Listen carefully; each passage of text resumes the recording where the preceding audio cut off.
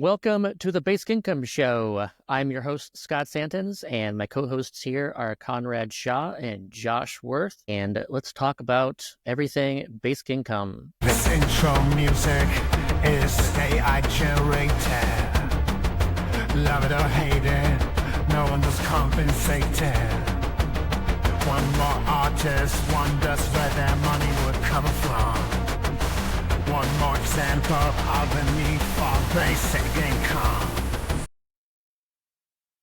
Oh, it's like a going mood, German you know? industrial today. That was the worst song I've ever heard. Maybe we're not under threat from automation. How dare you, Scott? Yeah, just wanted to have a little bit of some angry theme music. You know, that one. Headache music. All right, yeah. So let's talk.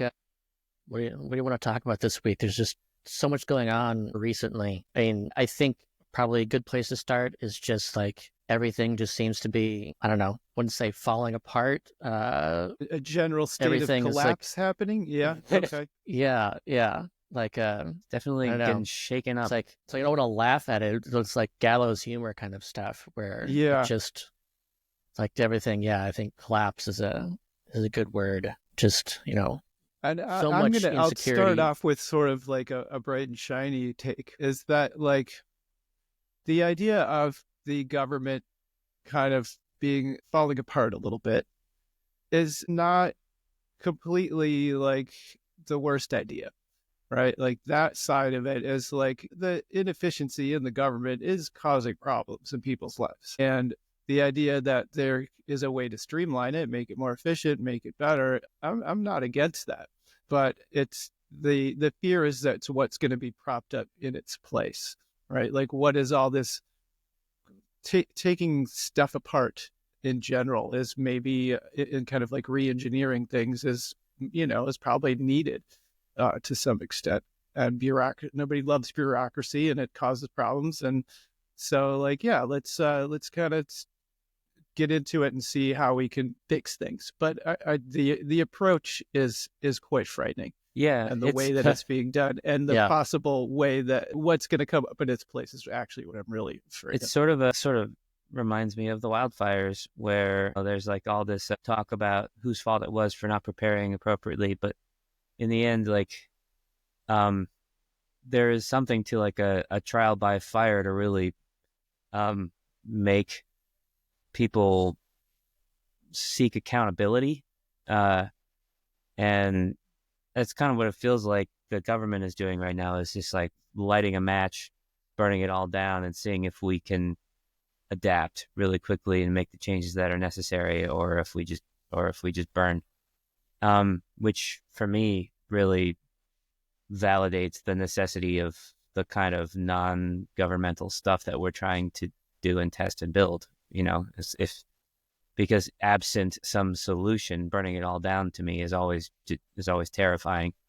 But with something ready to step in, then there's some hope still, at least. Yeah, and for years or for a decade now, I've been pushing for basic income, and from this like balanced approach of say, there's definitely things that we want to replace in the government. And there's a smart way of going about it where you implement basic income, and then part of that is, okay, well, we don't need this anymore. We should keep this. We should reduce this. There's like that's my take of what an optimal way of doing it. And the concern from the left has always been, if you do UBI, then conservatives are going to use it as an excuse to like axe everything. And so therefore, like the left has been wary of or even against going for basic income out of this defense of the existing stuff. And here we are in this environment where the conservative administration under Trump, with Project 2025 in action, is just like axing everything. And there is no UBI. It's not like they saw UBI and said, oh, look, we don't need this anymore. They said, oh, look, we don't need these at all.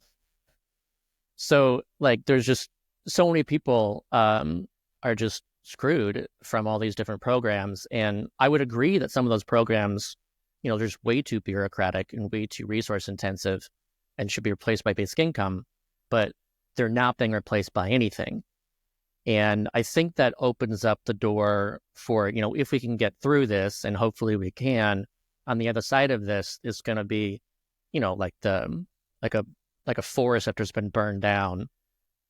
And like, hopefully you can start over with something that's more effective. And you also need to cover a lot. So maybe there will be in a situation where suddenly UBI makes a lot more sense too, because it's like, do we rebuild all of these like hundreds of programs that are heavily bureaucratic and administrative? Or we just say, all right, well, this makes a lot more sense. We have to help a lot of people in a really efficient way quickly. Let's do UBI. And then once you have that, then you're like, okay, what else do we still need?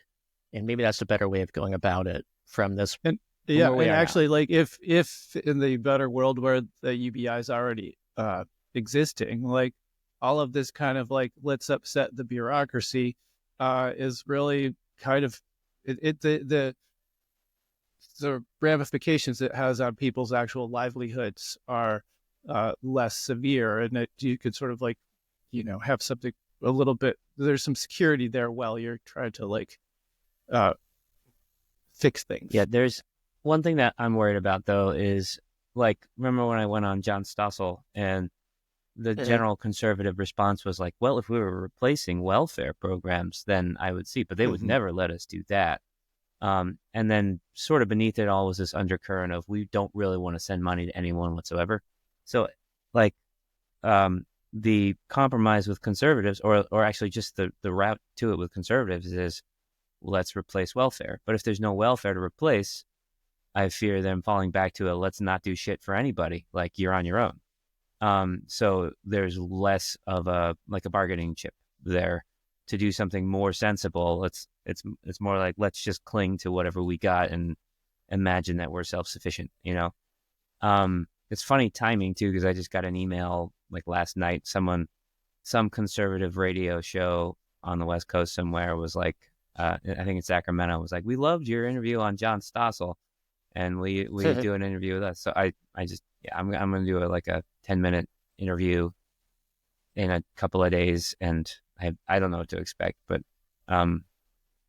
it's a good example of why it's good to accept, all of these different interview opportunities, regardless of where it is, where like, even if it's kind of like a hatchet job somewhere, maybe you'll get the notice of someone else that could be like a really valuable appearance. Yeah. And if there is a big blowback from like all of the conservatives receiving aid or support in one way or another, all of a sudden just getting sort of dumped on their asses, and there's a pendulum swinging again in the direction.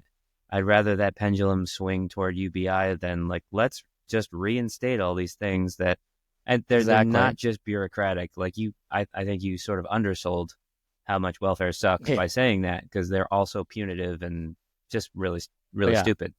But they're still arguably better than nothing, which has been the problem forever with getting it through like the Overton window on the left. Like the left is like, we can't get rid of these things. They're all we have to help people. It's like, but we're replacing with something better. I mean, the argument it's still just a question of like, do we want a society that helps people that need help, or do we want to rely on selfishness getting us through everything? Like, that's still the question. Well, that's one of the questions.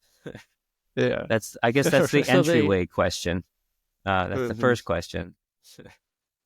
I wanted to let's dig into the details of just one like official move, and this is a specific memo that I think is that caused a whole lot of waves most recently. Like, there's just so many things going on, but I just want to focus on this one thing because of its like wide-ranging impacts and how much even there's unknown around the details of this too. But we'll discuss how it kind of gray area stuff this is and how wide-ranging it is. So this is memo M-2513 from the OMB The subject, temporary pause of agency, grant, loan, or other financial assistance programs. And so here's the text. The American people elected Donald J. Trump to be president of the United States and gave him a mandate to increase the impact of every federal taxpayer dollar. In fiscal year 2024, of the nearly $10 trillion that the federal government spent, more than $3 trillion was federal financial assistance, which is grants and loans. So before I go on right there, like I just think it's interesting how they said that we spent 10 trillion, and I looked that up because I already was like, I don't think we did that. And we spent around 6 trillion. And so are they rounding up to 10 trillion? Is that what they're doing here? Yeah, round up to the nearest 10. Right. Like that What's seems a few like trillion here and there. rounding up $4 trillion is a bit much, especially when they then go on to say that they want to cut like 3 trillion of this financial assistance. Right. Like yeah, they're you already could cut like that by being just dishonest. reducing the number that you stated. Maybe that's Right, the right. plan. To its actual number. Maybe they're going to come back in a month and be like, we got it down to 6. Wow. Look at Right. this. It was Look- nearly look 10 at what and we now it's did. barely over 6. Yeah, that could be the approach they're doing. Yeah, that'd be funny. But okay, so this memorandum requires federal agencies to identify and review all federal financial assistance programs and supporting activities consistent with the president's policies and requirements. And it says to implement these orders, each agency must complete a comprehensive analysis of all of their financial assistance programs to identify programs, projects, and activities that may be implicated by any of the president's executive orders. In the interim, to the extent permissible under applicable law, federal agencies must temporarily pause all activities related to obligation or disbursement of all federal financial assistance and other relevant agency activities that may be implicated by the executive orders, including but not limited to financial assistance for foreign aid, non-governmental organizations, DEI, woke gender ideology, and the Green New Deal.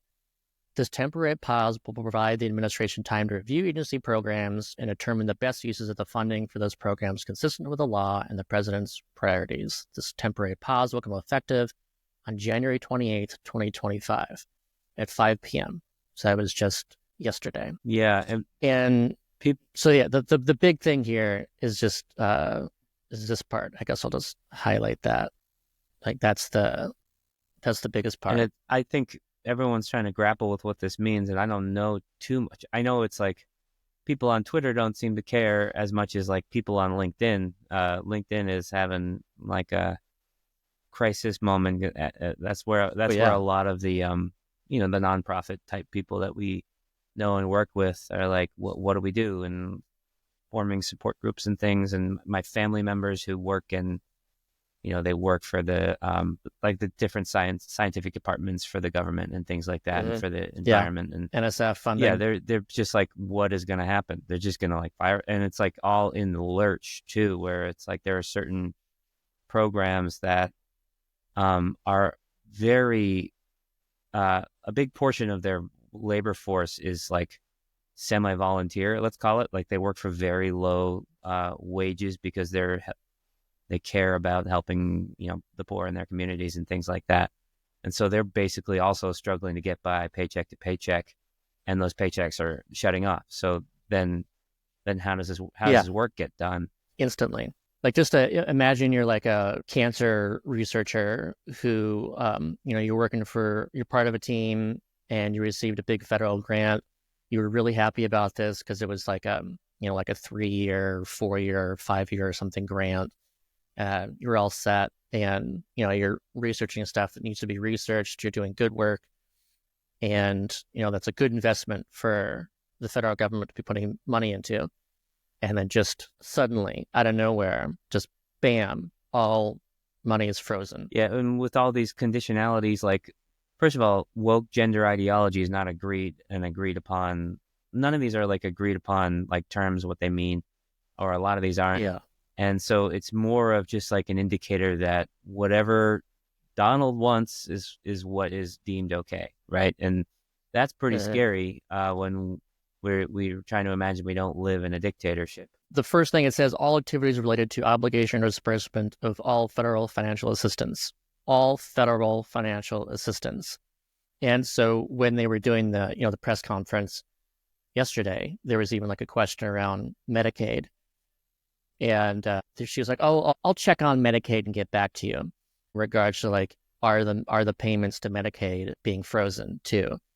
And then so there was some maybe wrestling behind the scenes with like Project 2025 people and Trump people, and of course there's a lot of overlap there. But one of the issues was that the people weren't able to access the portals for Medicaid in like all 50 states. And so that fed into this, oh crap, like Medicaid is impacted. But then that seemed to be resolved. And so the question, was that a temporary thing? It seems likely that it was done on purpose and it wasn't just some tech issue, but then they're not saying that that's what it was. But it just seems like they're just axing everything. And, there's gleeful people behind the scenes that are like, oh, let's turn this off and this off and this off. And then there's some like, oh, wait, we can't do that. That's going to be extremely unpopular and we can't do that. So I don't know if there's some push and pull behind the scenes as to they're arguing over what exactly the wording means for this kind of thing. Right. It's the part about the extent required by law or allowed by law is like, that's a pretty big question. And so are people just going to have to sit around for a long time waiting until this, this question gets answered? Or is it just, there's going to be a big list of, a bunch of forms going across Donald's desk and he sits there with the stamp saying, this looks like it's, this is the kind of thing I like, or it's not. But Is that really that process, what we're talking about? When it says pending review or anything like that, if there's thousands of programs or 100 or whatever, it's like, and each one of these programs has thousands or millions of people like waiting to see what happens, then, does it take 2 weeks? Does it take 3 months? Like early in the pandemic, I remember it being months for like some form of decision to be made about how much and how to get money to people. This isn't even something dealing with a new crisis. This is like built-in infrastructures that people rely on. And like now everything that we thought was too wrapped up in bureaucracy is now like really wrapped up in bureaucracy. Like now we have to wait for this bottleneck of like basically one person deciding whether things are worthy of funding or not. And that, Yeah.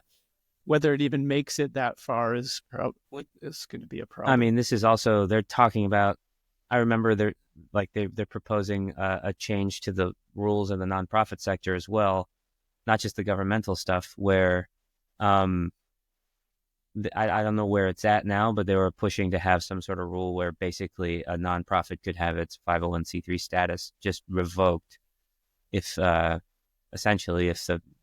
current administration didn't approve of what they were doing. Right. And under the DEI kind of thing is what they were leaning into with that one. Yeah. So basically stop all things from happening. What does that lead to in terms of, I don't really understand the play in terms of if they're seeking to further entrench their own power by disrupting like the support that a lot of their base is getting. But at the same time, the play is often to let people suffer harder and harder and then just blame the other side. So in the world of disinformation and misinformation, if they can cause a lot of pain and then spin a lie about why it's happening, it's like it's because of the immigrants or it's because of, the libs. That's certainly part of it. I think part of it too is that Trump is so incredibly transactional. And I think that he's potentially looking at this the same way he's looking at tariffs, where you just axe like everything. And then what you do is you go case by case and be like, oh, well, your state really needed that Medicaid funding. What are you going to do for me? Are you going to kiss the ring? Are you going to do this and that? Are you going to talk about me in great ways? Are you going to do what I want here or there? And then if you do, then you get your spending back. So it's like, I think it's an excuse too, where he'll be able to, get money to red states and not get money to blue states. Screw the fact that there's like so many registered Republicans in all these blue states. it doesn't matter to him.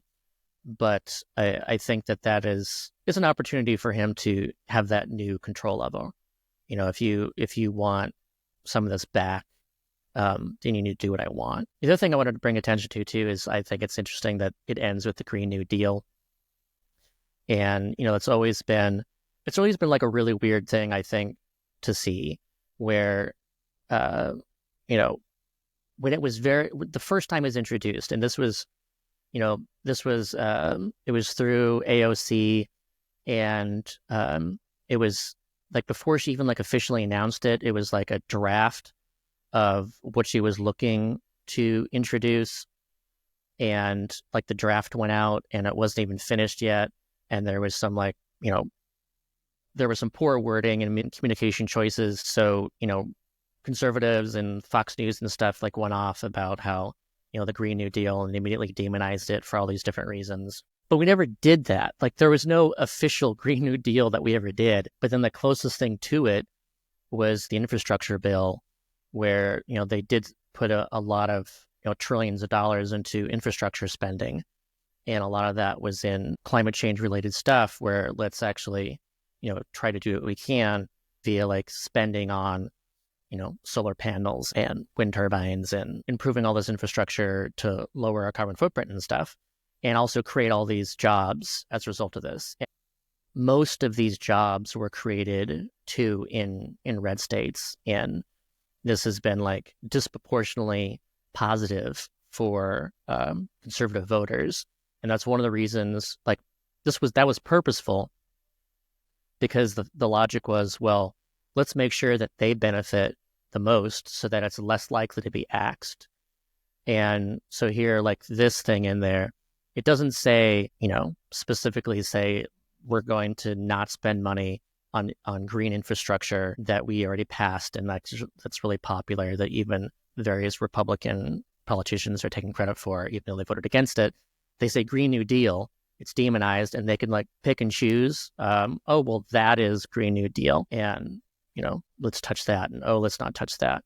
There's just so much gray area in all of this. There's even discussion out like how this was a lot of these memos and stuff and executive orders have been generated by LLMs because of like how kind of poorly worded they are, and how inexact that they are, and like how kind of short and stuff. That's what makes it so like the stuff is so maybe effective, or it's hard to counter anyway, is that it's so vague. All of these words can mean whatever whichever person reading it wants it to mean. So you can't go anywhere in sort of a discussion about any of it. It's everyone can just point at something else that they want something to mean, and nobody really understands it. It can always be spun. So yeah. So one other thing I want to talk about before we move on is just, so this is the stuff, and there's a lot of mystery around what is going to be impacted, and how there's just so many people who are already impacted, and there's so many people who don't know if they're going to be impacted. All these nonprofits, all these agencies, and anything that has a government grant of any kind. But what is not in danger? Social Security. They're always blaming, and they're always like pointing. Each party will say the other party is trying to get rid of Social Security, but Social Security is not going to be touched by this. Like they can't touch that, because it would be just extremely unpopular. It's like it's known as the third rail in politics for a reason. You cannot touch those payments. You can't shrink them. You can't cut them. There's the potential to do stuff around the edges and say, oh, let's raise the retirement age. And that could that will have an impact later on for like smaller payments and stuff. But like this, it's safe, and it's safe because everyone expects it. And that's the strength of basic income too. I've already seen some people say like, oh, like if we had a basic income now, then he would cut that. Like this is like an example of how you just come in and a president can just end basic income if they don't like it. But the reality is he could do that, with Social Security, not constitutionally, not legally, but he's doing all kinds of things not constitutionally and not legally. but he wouldn't do that because it's so, like, this kind of thing is so popular. It's universal in its implications. It's so much easier to do these things that are small things here and there that you don't feel it impacts you. And people feel, first of all, everyone identifies with it because it's universal and they feel like it is theirs. Like, especially with Social Security, where it's supposedly you've paid into it. So it's like it's like your retirement account. It's like the government saying, we're just going to have your retirement account now. You can't have it. It's stealing, right? The more it can be set up and understood by people as this is your money, the less you can take it away. And the more that it's like, this is aid for people who are just so needy that they can't help themselves. So we're generously like dribbling support on them. It's a very different feel. So, and I think that's one of the strengths of like the dividend framing of a basic income. There's someone in the chat named Mr. B. Sunny, who I've been trying to decipher his comment for a while, or her comment, or whatever. WSP. Any idea what that might mean? Yo, WSP. Maybe what's up? Just very Yo, quickly what's typed. up? Oh, I guess that could be it. All right. Yeah, I think that's right. That's probably it. You decoded it. I feel Nice job, Josh. I feel so old. Okay. Okay, so the next thing I wanted to cover, and this is somewhat related to the new administration, and it made me laugh yesterday. So I think it's good to show something humorous in all of this absurdity. This isn't one of those And another like dark humor laughs. This is going to be an up laugh. This is going to be a nice laugh. I think it's just straight up funny. This is straight up funny. And so we talked about this before with the drone stuff. And so this was the official word that came out yesterday. Here you go. Remember those mysterious drones that everybody was talking about a few months ago? Well, today, in the first White House briefing of the Trump administration, an answer as to who was flying them. The only problem is the answers are leading to more questions. Here's Eyewitness News anchor Tanya Rivera. It sparked panic in the sky for weeks. Is this nefarious? Is this something that my family has to worry about? People of this city and state and region deserve answers of what the heck is going on. Scattered across the sky from New Jersey to New York and Long Island, prompting significant bans across swaths of airspace over critical infrastructure and an outcry for answers. If there's information out there about these drones that somebody knows, it is certainly not being shared with our state. I can see why people are concerned. Then President-elect Trump saying he would get to the bottom of it. I think it's ridiculous that they're not telling you about what's going on with the drones. I hope it's not an enemy. Then this today from the White House press secretary. This was not the enemy. Saying after all this time and wonder, the drones flying over New Jersey that raised alarm were authorized to be flown by the FAA for research. Many of these drones were also hobbyists, recreational, and private individuals that enjoy flying drones. In time, it got worse due to curiosity. That explanation in line with what the Biden administration had claimed. Nothing nefarious, apparently, because a lot of drones authorized up there. That was no solace for New Jersey State Senator John Bramnick at the time. We've done states of emergencies when it's about to snow out. Now we have people freaking out because the drone the size of an SUV is flying over their house, and everybody's going, yeah, we're not sure. Saying this in a statement today. The lack of communication from the Biden administration led to very real concern from New Jersey residents. Government transparency is paramount, and I appreciate the Trump administration providing this information to the public. Tanya Rivero, Channel 7. It would have been great if the way they announced it would be just to like quote tweet the Biden administration's post about it and say, we figured it out. And they're like, thank you for your transparency. Yeah. I just thought that was so funny that, they did not believe what Biden was saying. And then Trump's like, I'm going to get to the bottom of this. And then he gets into office and he says the exact same thing. And now the same people that were like, they're not being honest with us and stuff. They're like, yeah, thanks. I need a clip of that guy saying, what the heck is going on? And I'll just use that for pretty much every response to anything. Although, to be fair, there also are people, deep into conspiracies that are like, they still don't believe it. We're just like, oh, well, why is Trump hiding? Why is he covering up, what they were covering up? What is this? How bad is this? Is this truly aliens that they're hiding? Like, so of course there's the nonsense still, but yeah, the fact that there's a lot of people who are like, oh, okay. But if he's hiding it, he must have a really good reason. Like, he must be doing it for our benefit. Pretty sure. Of course. Yeah. Biden Well, I mean, that is kind of like psychologically the problem that people are going to start having is that, like, the whole reason for voting for him was that he's not like one of them. Like, he's not part of the existing power structure. He's like a big, breath of fresh air. But after a while, it's going to be pretty clear that, oh, yeah, he's one of them also, right? Like, he is now the power structure. And the idea of being suspicious of the power structure is going to turn on him. And you're going to have to start wondering, what was it? Finally, what the heck he's thinking.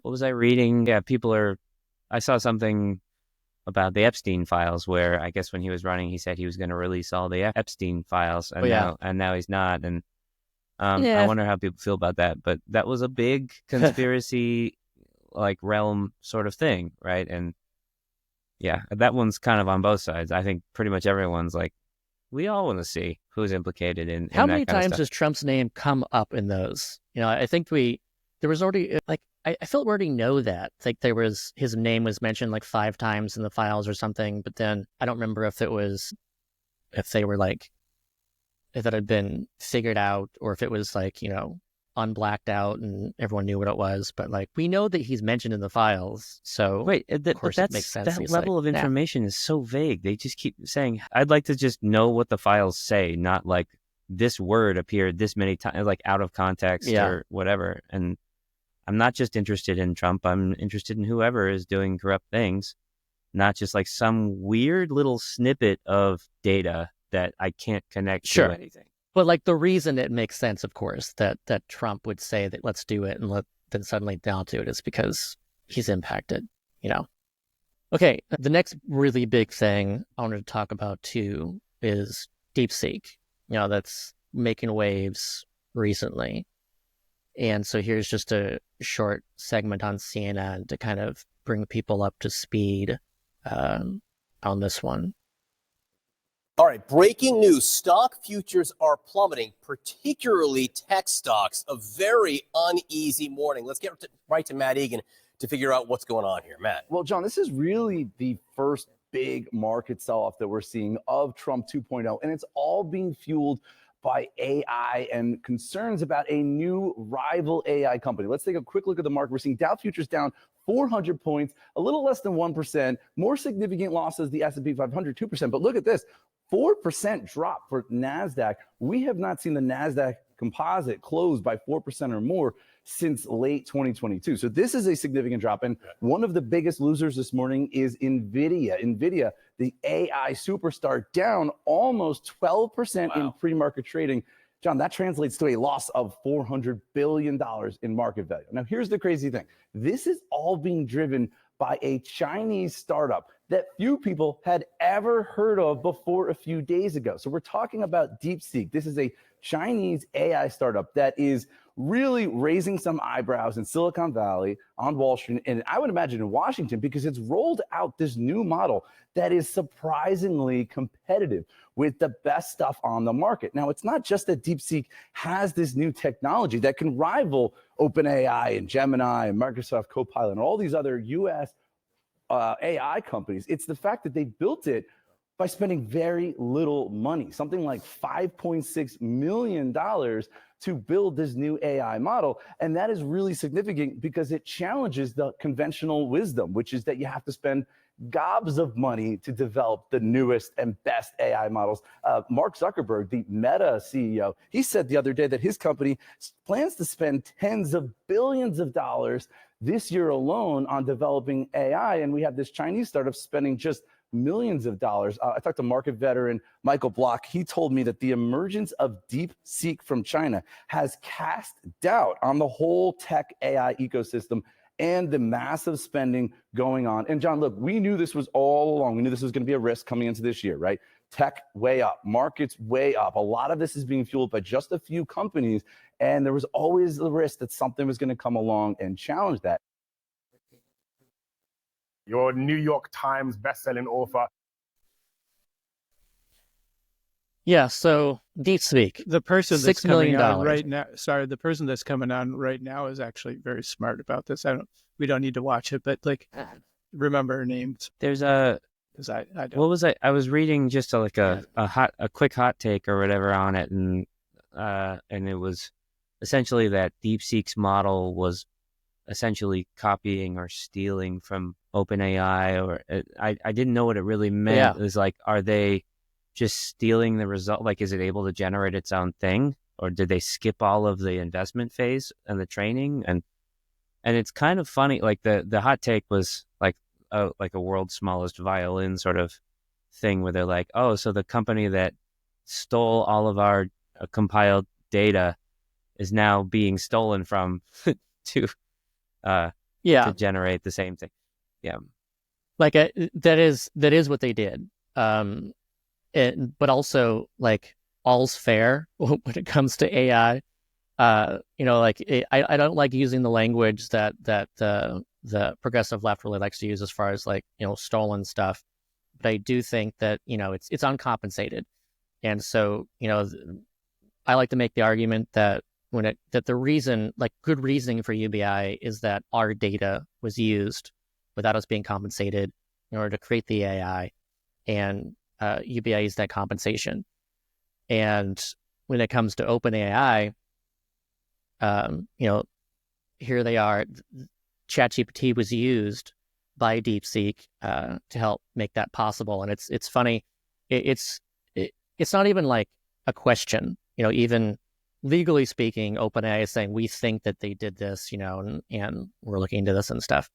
But, like, if you ask DeepSeek what it is, it'll say it's ChatGPT. Like, that's how funny. We just took their $100 billion of an investment and then moved. It's almost exactly, it was very clever. The same as, like, just training on the talents and knowledge of all of these people and just moving forward off of that as if you own it, like completely disregarding anyone's intellectual property rights in creating your platform, and then having your intellectual property rights and your investment completely disregarded on the back end. Yeah. I mean, to be fair, like, the OpenAI model was open. Like, originally that was the idea, and it still kind of is. Like, so it was up for grabs for anybody to kind of develop off of it. Like, that they were making it accessible, like, at a pretty core level as to, like, examining what exactly is this model doing.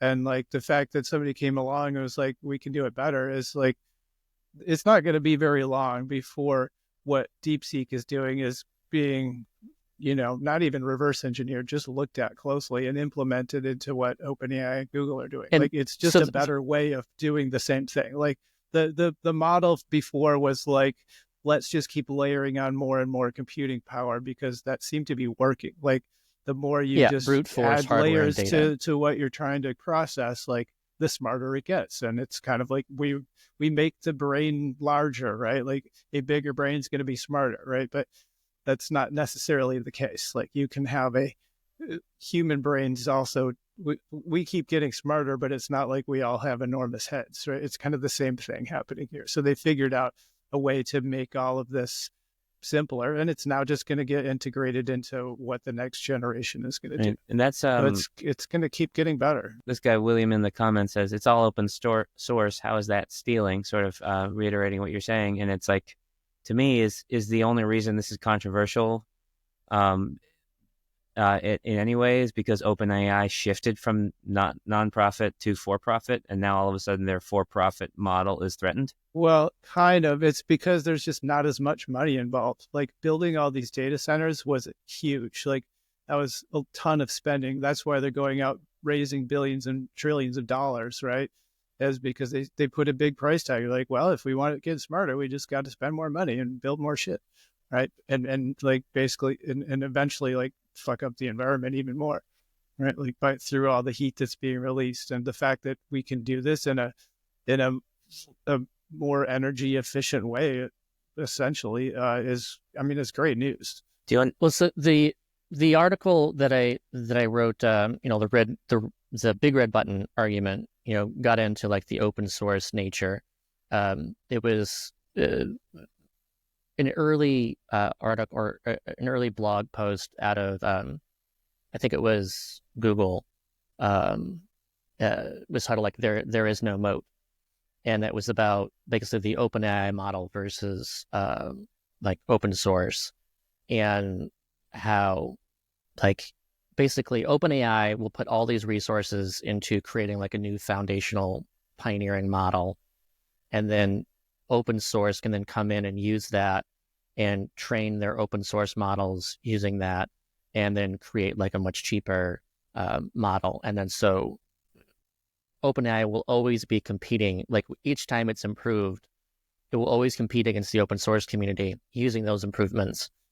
And so that kind of model already existed, where it was already kind of a potentially losing prospect, unless OpenAI came up with something that was like so good, and then somehow open source community couldn't like reverse engineer or somehow like create something almost as good. The DeepSeek team did something like pretty pioneering in regards to using ChatGPT, where it like used ChatGPT to create like data and kind of like self-learn from it. It's kind of like how when the world champion Lee Sedol was defeated in Go, that AlphaGo was able to like play itself and like learn through that. So this is kind of like an LLM, like self-learning using generated data. And that was kind of like the smart thing that DeepSeek did. So there is like this twist. It's really smart and it's really good. That's even like better than OpenAI and like hugely cheap. It costs, it's 1% that as far as the cost goes. So like if you were spending $100,000 as like some company using OpenAI, like now you can spend $1,000, if you actually go through DeepSeek. So it's just a massive price difference, and that's where all this impact in the stock market. Does it require that initial like hundreds of billions of dollars investment or whatever to have happened for it to exist, or can they move forward now and maintain that like $6 million sort of relative level and keep growing? I don't know. It's all guesswork. I'm sure if you're asking Sam Altman, he would say, well, no, like we're coming up with like the really smart approaches before anyone else is. And, we're the only ones capable of like really actually achieving AGI. And maybe that's true. I don't know. But also, maybe we've already reached the point that does sort of, where yeah, you can use it basically generated data. means like we are the only ones able to afford the amount of computing power it takes to run this. And I think like with your question, Connor, I think like you're probably right though. Like what DeepSeek came up with probably would not have been possible without having this sort of earlier DeepSeek model couldn't do first. what it had done. Yeah. It so needed OpenAI to do that it's first. a kind of nice evolution, really, that things are getting cheaper and faster. Like, and it's the cheaper part is the part that's got everybody worried. It's like, well, wait, we thought we were gonna, So it's like if we stopped trillions on this and again, if we stopped right here at this capability, then DeepSeek is by far the cheaper thing. But then if we want to move to, AGI, does it require that, like, whatever that $500 billion announcement was that all the, tech guys are kissing the ring for? Does that still need to happen first? Or like, is this, I'm not asking you to answer this. I'm just curious, like, maybe they just get to keep the money now because it's not going to be that expensive. It's like, well, you wrote the check. What are we going to do with this? Yeah, like we do not know. It is possible that in order to get like really good like AGI, that it will still require, trillions of dollars in investment. Like, it is possible that that's the case. But it's also possible that maybe we've already kind of figured out an approach, and now there's just like refining that approach and coming up with new ways of using what we already have. Because that's what DeepSeek did. Like, it came up with something so like better and so much cheaper based on what we already know, and it can continue doing that. That there's some amount of distance we can go in this, and yeah, we just don't know what that's like. I think it's kind of like, if we imagine, like, there's so much speed happening here too. Imagine like the Model T comes out, and like no one else is able to manufacture a quality car like that at that cost, and it seems like, wow, that's amazing. Well done, Ford. And then a Chinese car company makes something at 1/100th the cost, and it's actually a better car. Like, and that just happened like a year or like months after. Like, it's kind of insane to look at it from that, how quickly that technology has advanced. That's the super cheap utopian future they've been selling us on. And then it's like, it's also a threat to the very people who've been selling us on it. And it just made me think, Stargate, by the way, is what William tells me it's called. Yeah. If they don't have anything to do with that $500 billion all of a sudden, I have some suggestions for what they could do. We could create this organization called the Department of AI Efficiency, or also known as DOI. Nice. I wanted to give just an example too of the output, because this kind of like blew my mind. This is Stephanie Kelton did a quick blog post. She played around with DeepSeek for a bit. And so here's the question that she asked DeepSeek. So this is just a simple question. Create a model and run a simulation to show the impact on Canadian GDP if the U.S. imposes 25% tariffs on all exports from Canada to the U.S. That's a question to the R1 model, which is like the reasoning model. And what it came up with, I'm just like reading through this, and it's just keeps going and going and going. And I'm just like, wow, like this is like straight up, this is a question that would have gone to like a team of economists working for, weeks or months or something to come up with this answer. And it does it in, 12 seconds. So here's, just try to skim through this. So this is DeepSeek's answer. Okay, so I need to figure out how to model and simulate the impact on Canadian GDP if the U.S. imposes a 25% tariff on all Canadian exports. Let me start by breaking this down. First, I know that Canada exports a lot to the U.S. What's the percentage? I think it's around 75% of Canada's exports go to the U.S. So if the U.S. puts tariffs on those exports, that can make Canadian goods more expensive in the U.S., leading to lower demand. That would reduce Canada's export volume, right? Which in turn would affect GDP, since exports are a component of GDP. GDP equals C plus I plus G plus X minus M. So lower X exports could mean lower GDP, all else equal. But how much would exports decrease? That depends on the elasticity of demand. If demand for Canadian goods is elastic, a price increase due to tariffs would lead to a larger drop in quantity demanded. If it's inelastic, maybe less of a drop. But how do I estimate that? Maybe look at historical data or similar scenarios. For example, when the U.S. imposed tariffs on steel and aluminum, what happened to Canadian exports? Though that was a specific case, may be different from a blanket 25% tariff. Also, there might be retaliation. I don't want to read through this whole thing. It's so long, and it's so in-depth, and it keeps like thinking, okay, well, there's this, and then, but also there's this variable. I'll just like skim through this. Did Stephanie have a take on it? Like, did she have any nitpicks, or be like, I'm no notes, or what? Yeah, I'll just go down to the end too. And she started this as well at the very beginning. A Federal Reserve, I think it was Economist, estimated basically the answer was 6% GDP is what he came up with. But so, yeah, it's going through here. It just considered one step after the next, and it just keeps going.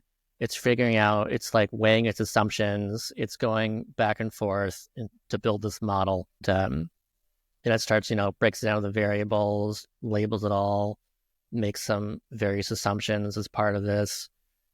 And then in conclusion, It explains its framework and models and what it guessed. So here's how she ends it. So there you have it. According to DeepSeek, the tariffs could shave as little as 1.7% or as much as 8% off of Canada's GDP, with the baseline estimate around 4%. That's roughly in line with the Bank of Canada's projection. Oh yeah, it was Bank of Canada, Federal Reserve. I wonder how long it took the staff at the Bank of Canada to come up with their figures. It took DeepSeek about 12 seconds. This is incredible. Like, this was just one question, and it just came up with like this huge thing. It was weighing everything.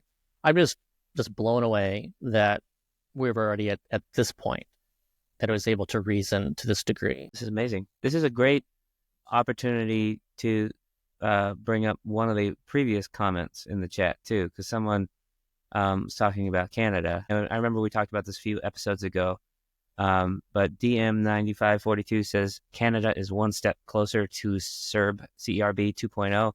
There's talk of implementing this in light of upcoming tariffs. Trudeau, Carney, Singh are joining forces to implement such measures and avoid another election. I don't know what all of that means politically, like avoiding an election or whatever. Are you up on this, Scott? I'm up on we talked about Carney in the last episode that actually just uploaded yesterday.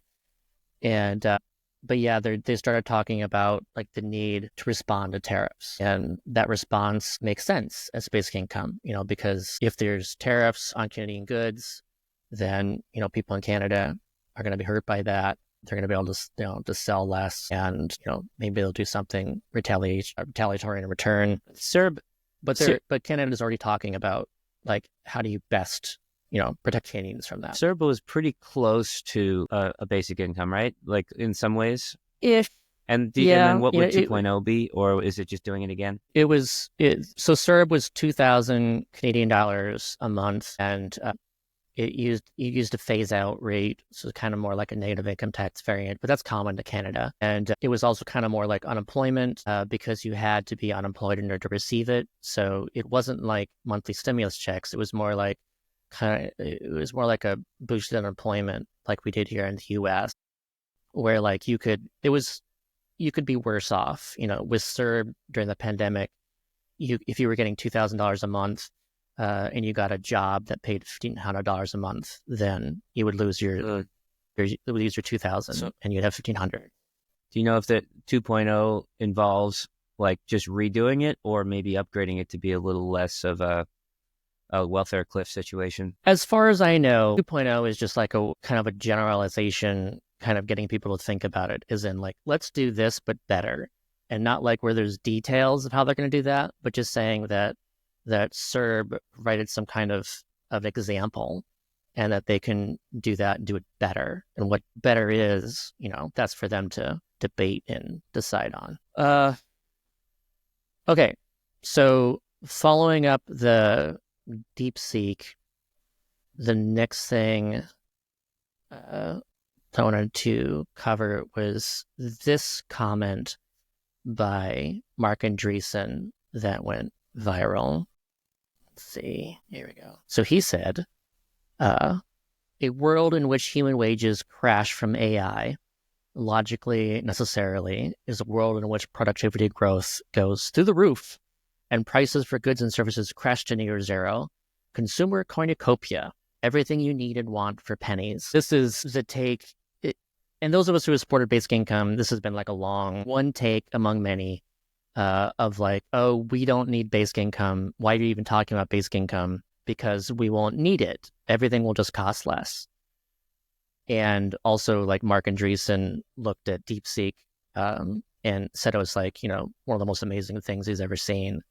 So Marc is really happy with DeepSeek, and he's like this accelerationist who, believes that AI is just, the greatest thing that we can do, and there will be like no negative repercussions from this. Everything will be awesome. And he's also heavily anti-UBI. I think we talked about this at a previous space, where he referred to basic income as like turning people into zoo animals. So he's like really anti-UBI and really gung-ho AI, and believes this view that nothing bad will happen from AI, everything will just get cheaper. Mm-hmm. Does he And, believe in I mean, people losing come their on. jobs?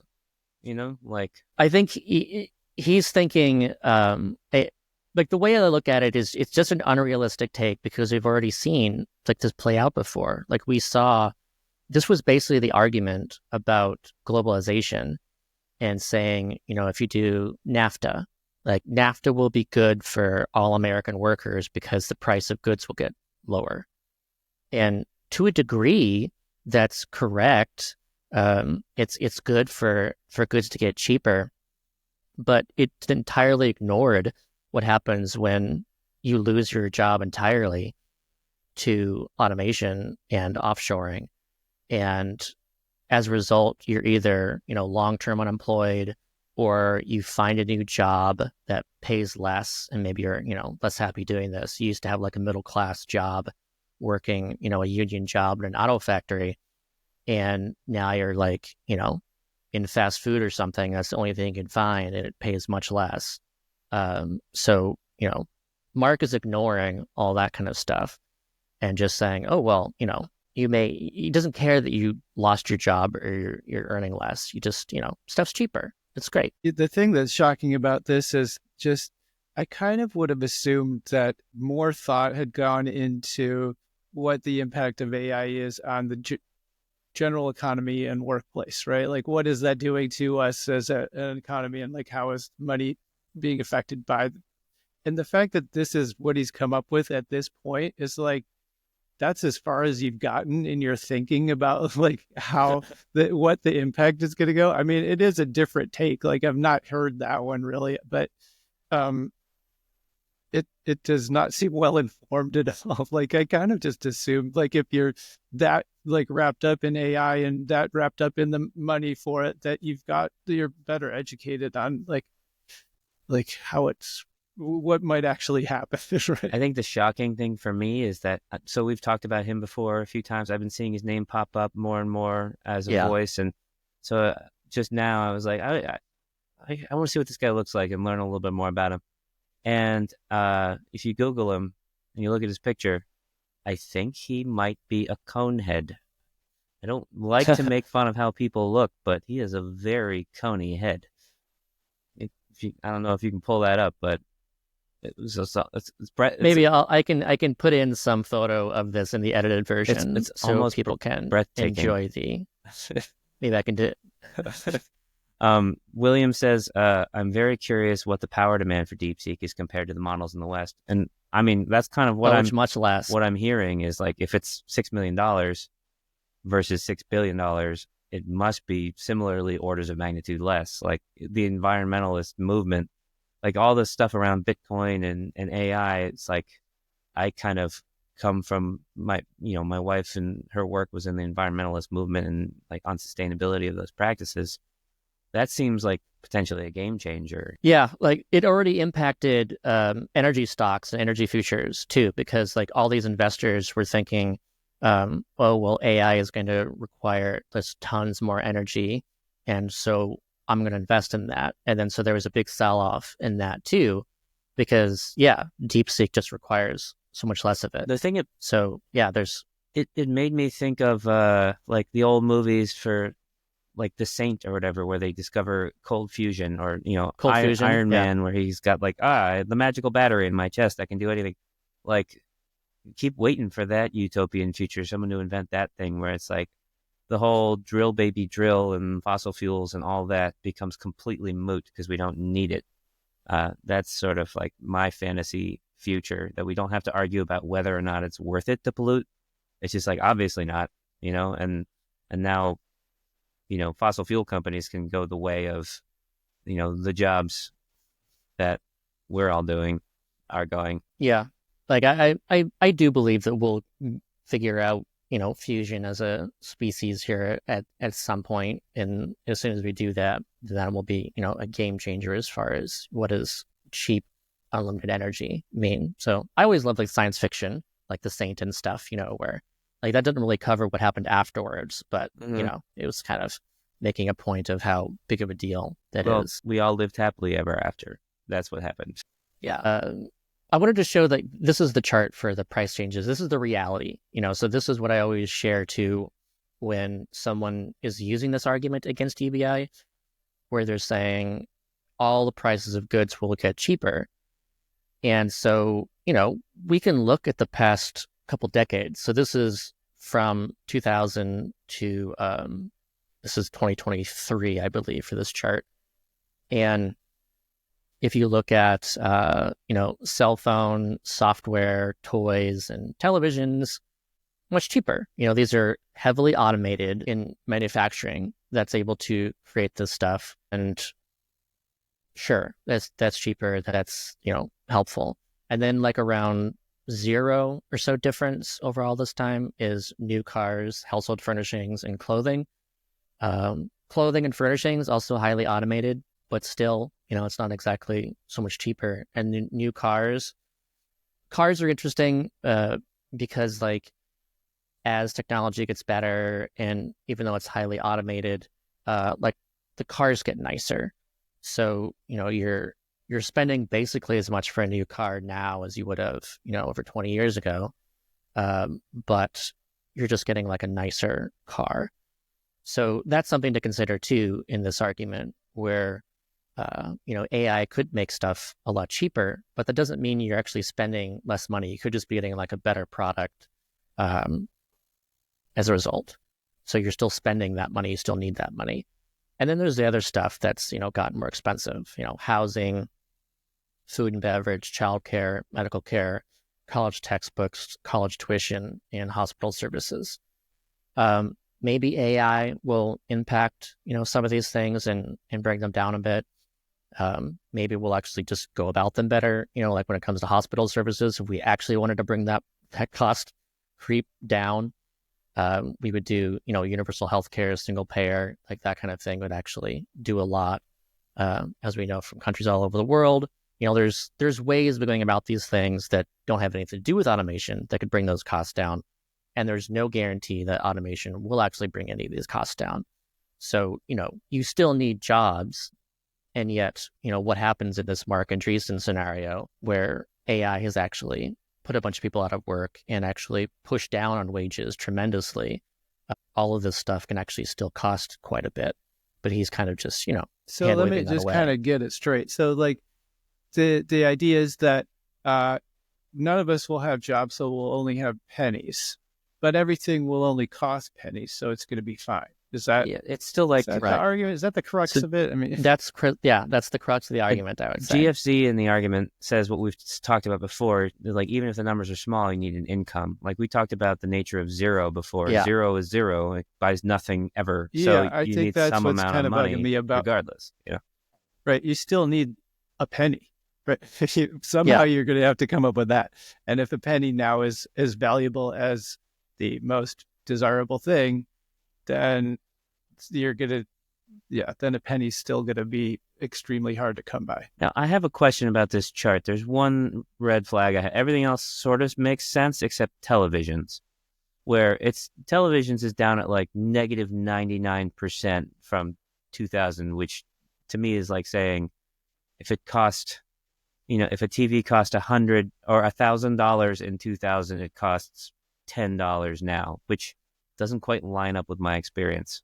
Everything else kind of vibes, but like that line's down by a negative 100%. So now all of a sudden, like the general vibe, I get it and I understand it and I agree, like medical and tuition, but all of a sudden their credibility is a little bit dinged in my estimation. Maybe it's just saying you don't need to buy a TV to watch TV. You just look at your phone. So it's actually free now. Maybe. Right. Yeah, I don't know. I don't know the details of that, but I mean, I certainly know and feel that. Like, I remember spending like a lot of money back in the day on like a nice big screen TV back when like that was kind of unheard of. And now it's just like, my TV is so much nicer than that and so much cheaper. I remember, like, it's just a maybe crazy they're just difference. talking about one TV. Maybe it's like the TV that you had 20 years ago is now worthless because nobody wants TV. it. Yeah, it's just the same TV. I remember this one person's TV. When I was right, you saw it on eBay for $1. I remember when I was a kid, and they used to like have whole entertainment centers that was just like a giant wooden thing built to hold this monstrosity of a TV that's like Yeah. 4 feet deep and it weighs 800 pounds. And I'm exaggerating, obviously. Yeah, these things were But not just really. monstrosities. And It was like a piano. yeah, It was like huge, yeah, it was, huge and heavy. yeah, it was ridiculous. And now, like, even the big, lovely flat screens aren't, I guess, ridiculously expensive. And Here's the so as we're talking about automation still. Here's like there's a whole big video I think is worth watching. It's 34 minutes, but this one, it's a collection of clips from TikTok, but I like this one, and just wanted to talk about this one as one example. Okay, so people are asking me, why are programmers losing their jobs to AI if AI sucks as a programmer, right? So there's a couple of elements to this. First, AI doesn't really suck as a programmer. It's pretty decent. It's advancing very quickly. The other thing is it's largely down to context, right? So if you can give the AI a lot of context, then it can do a lot of the work for you. The thing is, it's not the AI that's replacing you, though. It's your coworkers who are replacing you. It's like if you have 15 points on your sprint, right? And 3 devs, and they're each going to take 5 points. Well, what happens if 2 devs can take 10 points? Then there's no need for the third person.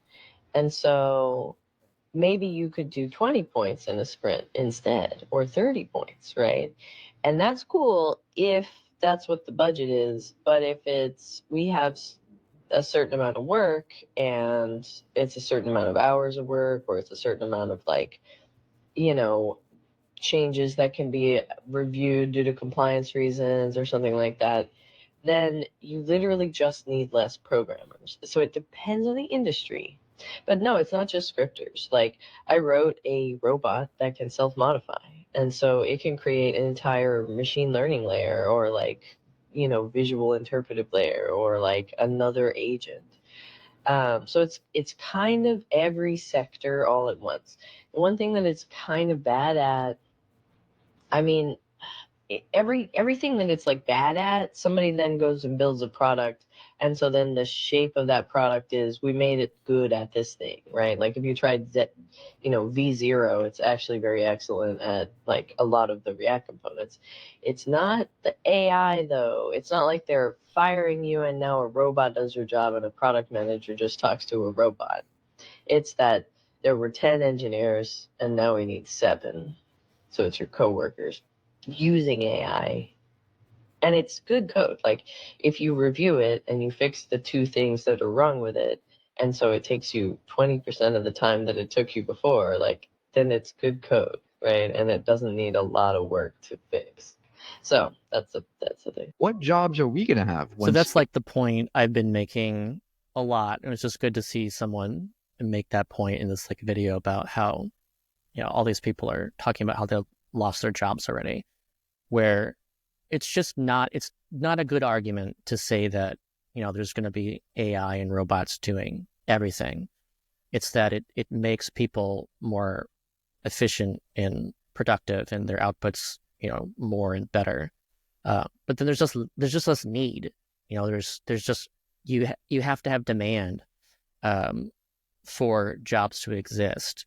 And so you just need fewer people, and not no people, but fewer people. I mean, some jobs, it really depends. Like, so we deal with this with Comingle too, in terms of, we were on a baseline budget for a long time, scraping by, trying not to let the lights go out. And then as we started getting a little bit more budget, it wasn't just like, give us all of the coders we can afford. It's like, okay, at what rate do we have work for them to do?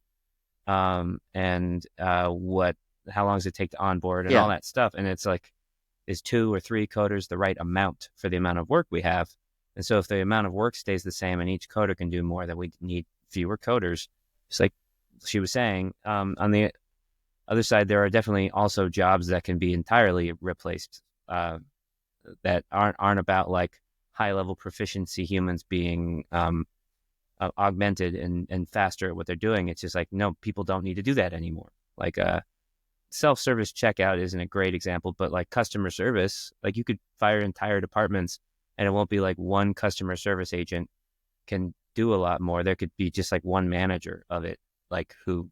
Right, and that's the point. Like, I think is there's usually someone overlooking this. Like, even if you have like the self checkout and there's 8 self checkouts or whatever, there's one person that has to check IDs for alcohol and like is there for if something doesn't work and whatever. But that's one person instead of 8 people. Right. So yeah, like in the office of a call service center, I haven't worked in one, so I'm mostly imagining and remembering movies. But if you got 20 people and one manager, you get rid of the 20 people and the manager stays, and now he's managing like the several calls that get through that the machines can't handle, and also everyone's happier because they're immediately talking to a person and not waiting on hold or like something that sounds like a person in plain English and not going through automated menus and things like that. Well, I mean, we've been seeing it's not just AI that's been causing this issue of like making jobs less necessary, right? This has been happening with technology from the get-go. So now, but the problem with AI is that it's happening so fast. Like it's happening faster than we can keep up with. Like it used to be like we could say like, oh, the way to kind of adapt to the changing work environment is you just need to learn new skills, like learn how to be a coder, learn how to, how computers work, and that will be your way into the future, right? But now that answer isn't holding up anymore, right? Learning and adapting fast is we can't adapt this fast, and so we need something that's going to like keep us from like. Yeah. One of the stories in this video is actually someone talking about how like they were doing a job and then they lost that to AI, and then they thought they'd go back and learn programming and stuff, and then now programming is being impacted. So like there's already people feeling this where they lost their job, and not only did they do that, but then they tried to pivot, and now they're also already wondering, is their pivot screwed too? Yeah, the pivot options are becoming smaller and smaller. It was already so like it was already laughable to me that like the answer coming from like our leaders in Washington, like under the Democrats and everything, it was like learn to code. Like, are you a coal miner? Learn to code. Are you 58 years old? Learn to code. And now even that doesn't work. It's like that phrase is dead. Yeah, and it kind of like the disruption's happening so fast, we can't do these pivots anymore because it takes a long time and a lot of investment. So it forces us to reconsider the point of work, point of jobs. And I always like to bring back that old, I forget who it was. I think someone once, it's always changing. Someone said Milton Friedman, someone said someone else. But like going down to a work site where they're like digging a giant canal or something like that. And he says, well, why aren't you doing this with machines? And they're like, you don't understand. This is a jobs program. Like, because there's a bunch of people digging with shovels. And he's like, well, then why don't you give them teaspoons? Like the whole point is not about getting the job done. The point is like having people expend their energy on some form of labor so that they can earn their money. But the canal is going to take 10 times longer because that's not like the main objective, Yeah. So there's a bunch in here, but I thought this one was funny too. So I just wanted to cover this one. I'm pretty sure Photoshop just removed the need for my job. Let me show you. So I've got this beautiful image right here of a diver in the ocean. Grab the crop tool, make it a little deeper, select this, and we're just going to let Photoshop fill it in itself.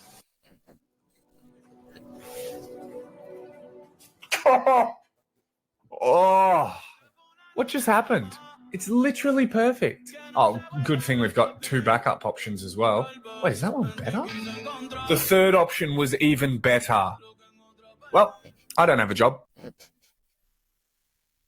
Yeah, there's a bunch that's going on. People have no idea, what their future looks like.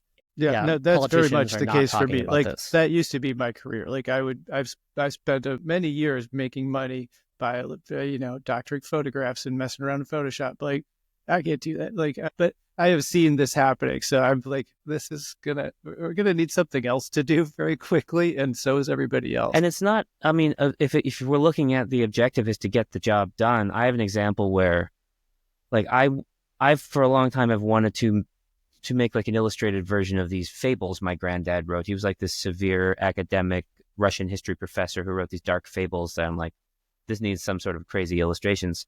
And I found this awesome illustrator, and we even like paid him a good amount of money to do some concept art.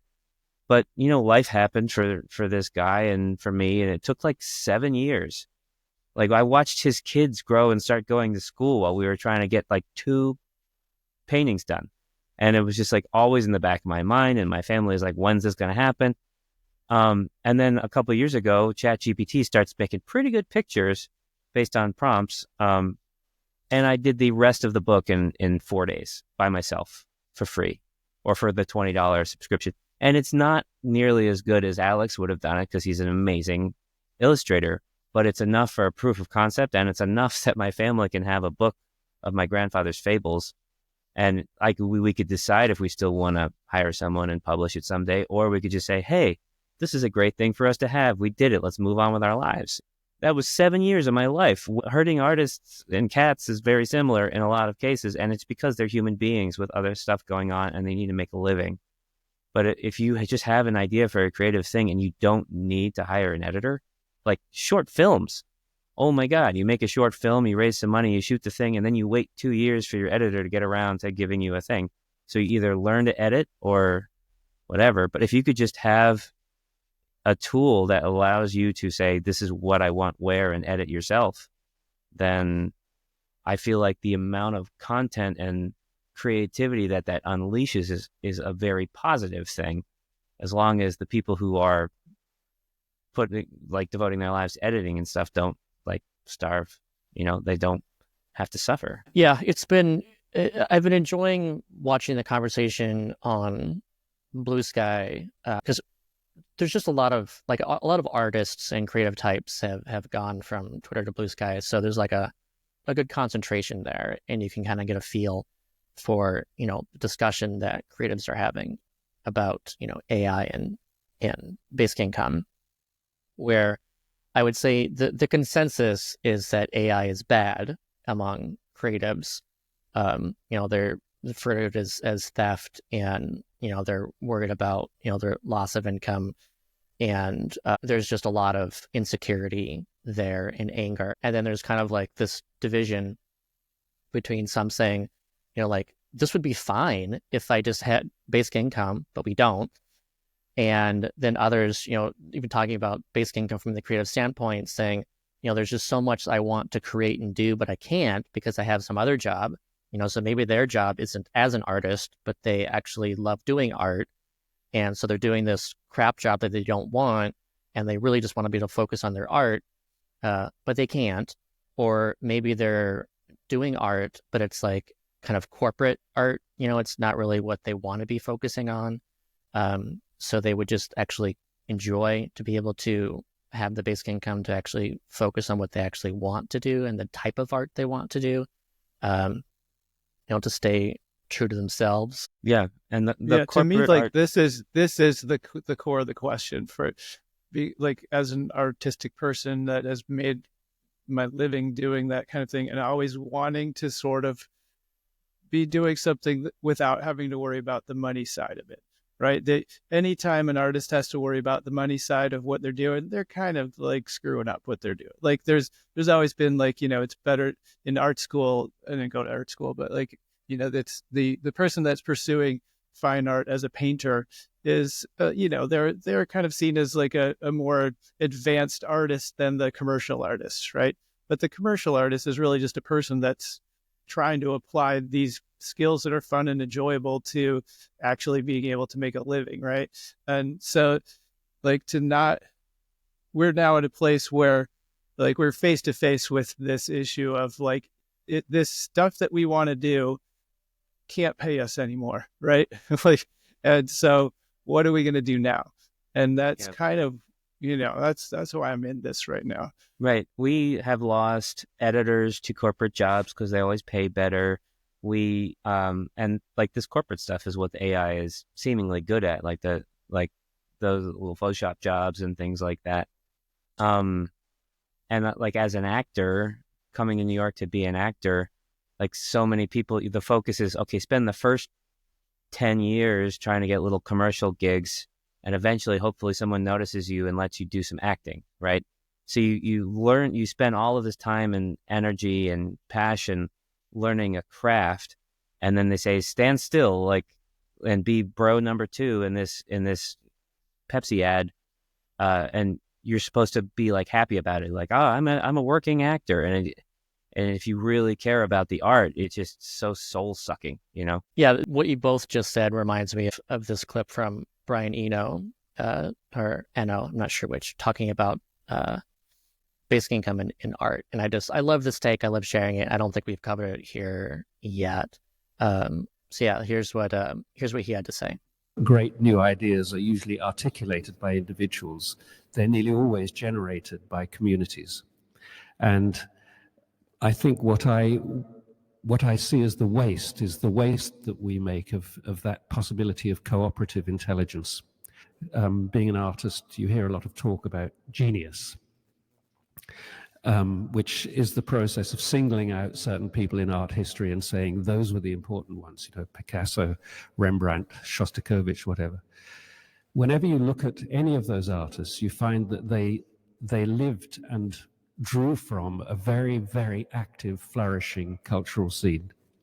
And they were only one of the elements in that scene. All these people who are called genius actually sat in the middle of something that I call scenius, SCENIUS. So just as genius is the creative intelligence of an individual, scenius is the creative intelligence of a community. And what I want to see is more attention given to that possibility of creative behavior. So what that means, of course, is two things. One of them is the understanding that all people are born unequal, so everybody has a particular and unique set of gifts and talents, whatever they are. And secondly, that intelligence is generated by communities, by cooperation of some kind. So I suppose the thing about the biggest obstacle to that at the moment is that people have to earn a living.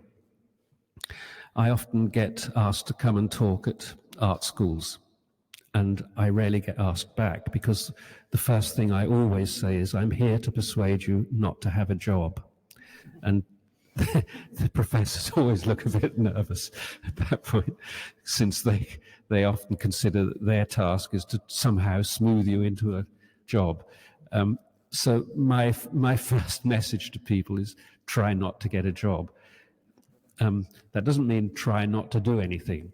It means try to leave yourself in a position where you do the things that you want to do with your time, and where you take maximum advantage of whatever your possibilities are.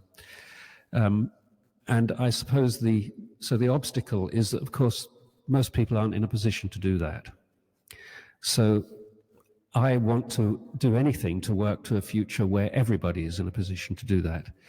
I should say that in terms of basic income, I probably know less about the subject than anybody else here. But what I do know is that the concept is the closest thing I've heard to achieving the kind of future that I would like to live in. Yes, what he said. Exactly. No notes. He's got a very pleasing demeanor. I can listen to that guy. It was making me think, like, just the idea of art and income being coupled is a direct conflict of interest. You know, it's just exactly is the antithesis of what art is supposed to be. But you can thought about that a lot. You could extend like the art to mean like activity, like life. You know, like we think of art as sort of the place at which we, you know, spend our time doing the thing that, you know, really is not practical. We do the thing that has nothing really to do with survival. And so it's also anything enjoyable, right? Is that, right? It's the thing that we're doing on top of just staying alive. We've made money the why, and money needs to only be the how. It's a tool. And if once we made money the why, we've been robbed of our better, deeper why, which is like, what do you want to do on this earth with your time? I just thought about that clip again recently, independently, you know, with the passing of David Lynch, where, you know, I was really happy with the conversation online, you know, and everyone talking about with Lynch and his work, and how like just unique that he was as an artist. And yeah, I was thinking about him too when he was saying the thing about that, there are really geniuses, but like he's kind of an exception. He did not spring out of anywhere in particular, right? There was not a culture of like, surrealist weirdos that he was hanging around with. Like, I mean, it was there. Like he was definitely like, there are other like absurdists, but you have to dig deep for this. Like he was very deep into where What was the he was. movie he turned down? He from. turned down this huge sequel, and it was like a Star Wars film or something. It was like Return of the Jedi, I think. And it was offered to him, and he's like, meh, doesn't interest me. It's like, doesn't seem fun. I would never say that David Lynch was David Lynch because he had something like a basic income.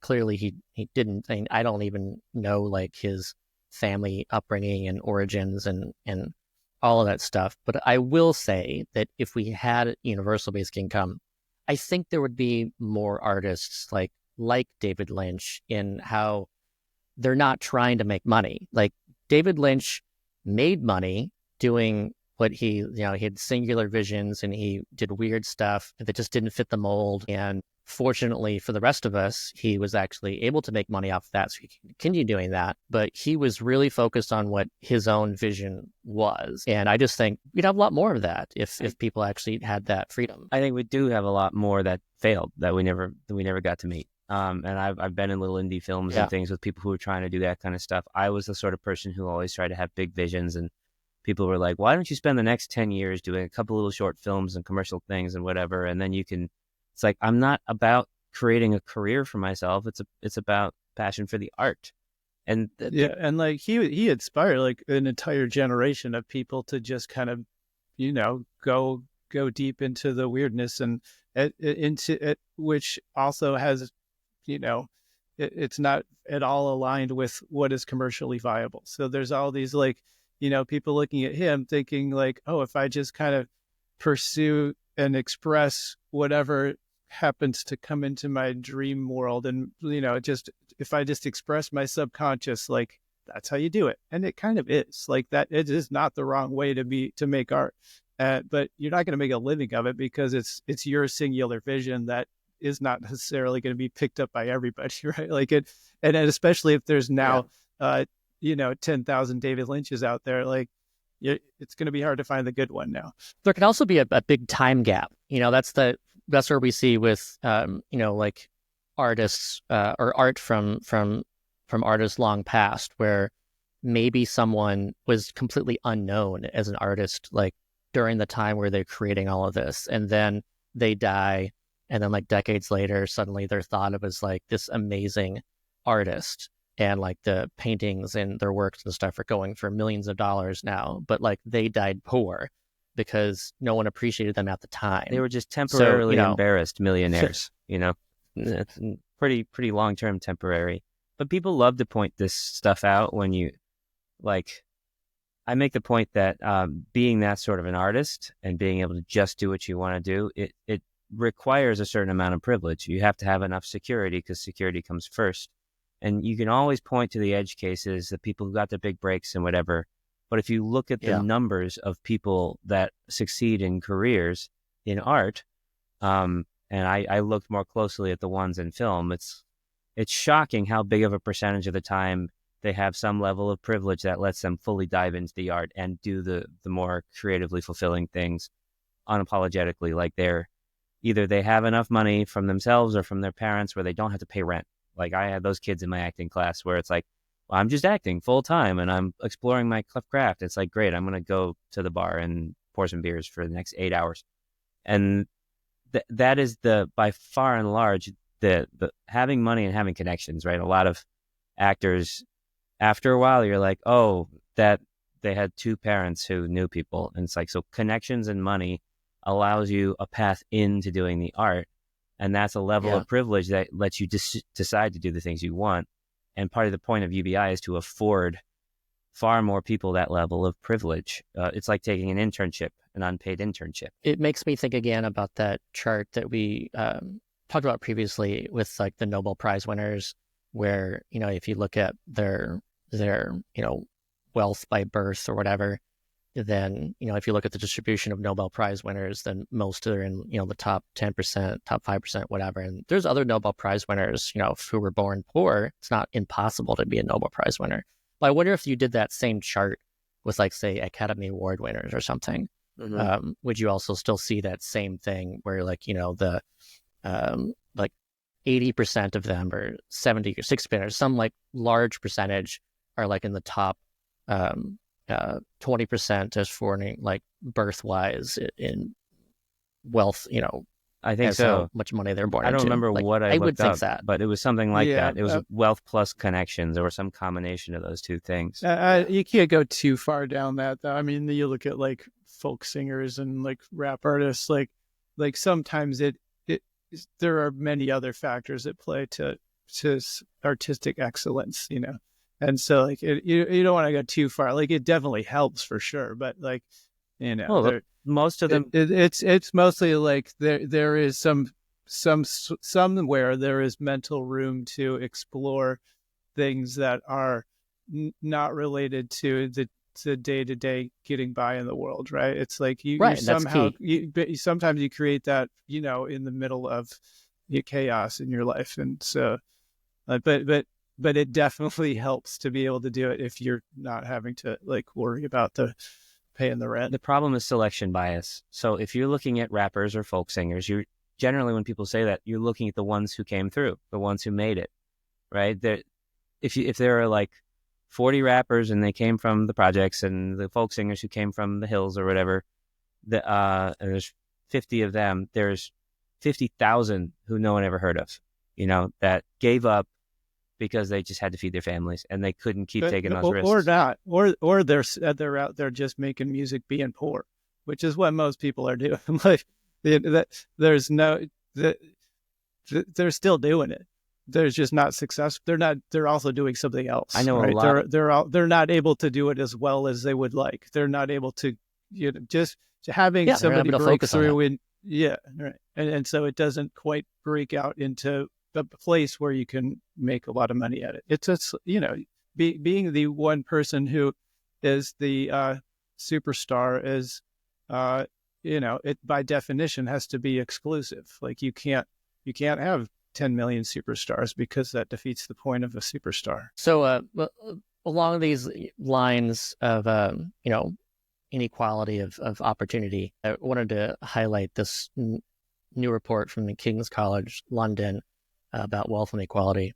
So the headline here is "Wealth Inequality Risk Triggering Societal Collapse for the Next Decade," report finds. Warning comes from an expert roundtable led by research from King's, the Fairness Foundation.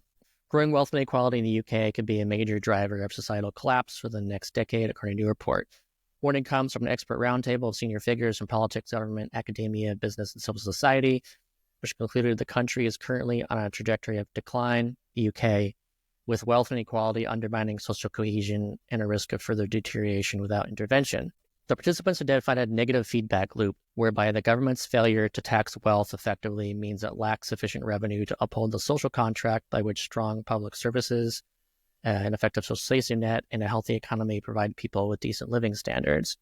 Trust in politics then declines further. Politicians avoid honest discussions of the underlying problems and what to do about them, and the system's legitimacy is increasingly questioned as the social contract collapses. The roundtable identified multiple possible triggers for from societal disintegration linked to or exacerbated by wealth inequality.